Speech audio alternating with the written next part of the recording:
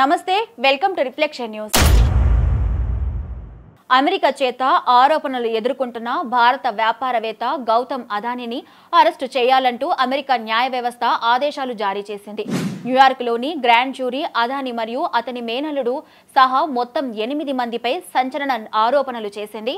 Solar power ప్రాజెక్టును దక్కించుకునేందుకు Adani group భారత ప్రభుత్వ అధికారులకు ఏకంగా $265 మిలియన్ అంటే సుమారు 2030 కోట్ల రూపాయలు లంచంగా ఇచ్చారంటూ న్యూయార్క్ గ్రాండ్ జ్యూరీ ఆరోపించింది। ఈ ఆరోపణలపై అమెరికా ఫెడరల్ కోర్టు తీవ్రంగా స్పందించడమే కాకుండా ఆరోపణలు ఎదుర్కొంటున్న వారిని వెంటనే అరెస్టు చేసి విచారణ చేయాలంటూ ఆదేశాలు జారీ చేసిందని రాయిటర్స్ వార్తా సంస్థ సంచలన కథనాన్ని ప్రచురించింది। అమెరికా న్యాయశాఖ యొక్క క్రిమినల్ విభాగానికి డిప్యూటీ అసిస్టెంట్ అటార్నీ జనరల్ అయిన లీసా హెచ్ మిల్లర్ అదానీ మరియు అతని సహచరులు భారత ప్రభుత్వ అధికారులకు లంచం ఇచ్చి లాభం పొందేందుకు కుట్ర చేశారంటూ ఆరోపించారు। న్యూయార్క్ గ్రాండ్ జ్యూరీ అనేది ఫెడరల్ కోర్టు పరిధిలో ఉండే అమెరికా వ్యాపారవేత్తలతో ఏర్పాటు చేయబడిన ఓ కమిటీ। ఇందులో 23 మంది సభ్యులు ఉంటారు।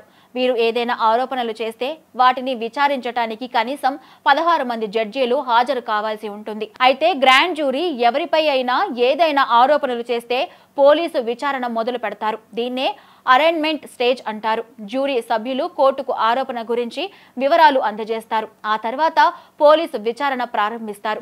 నిందితులకు బెయిల్ ఇవ్వాలా వద్దా అనేది న్యాయమూర్తులు నిర్ణయిస్తారు। పోలీసు విచారణ మొదలు కావాలంటే నిందితులను అమెరికా పోలీసులకు అప్పగించాల్సి ఉంటుంది। ఇందుకోసం అమెరికా విదేశాంగ శాఖ భారత్ను పర్మిషన్ అడగాలి। అంటే నిందితులను మాకు అప్పగించండి అంటూ అమెరికా భారత్ను కోరాలి। నిందితులను అప్పగిస్తే విచారణ చేస్తారు। ఆరోపణ నిజమని తేలితే శిక్ష విధిస్తారు। కానీ ఇలా జరిగిన సందర్భం ఇప్పటి వరకు ఒక్కటి కూడా లేదు।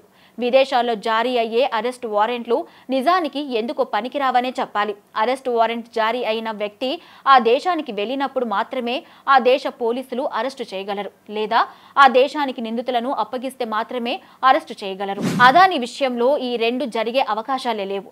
అమెరికా ఈ విధంగా విదేశాల్లో ఆరోపణలు ఎదుర్కొంటున్న వారిని అరెస్టు చేయాలంటే ఆ లిస్టులో ఫస్ట్ ఉండేది నార్త్ కొరియా అధ్యక్షుడు కిమ్ జోంగ్ ఉన్, రష్యా అధ్యక్షుడు పుతిన్। ఇవేవి సాధ్యమయ్యేవి కావు। అవతలి వాళ్లను భయపెట్టడానికి అమెరికా ఆడే డ్రామాలో ఇది భాగం మాత్రమే।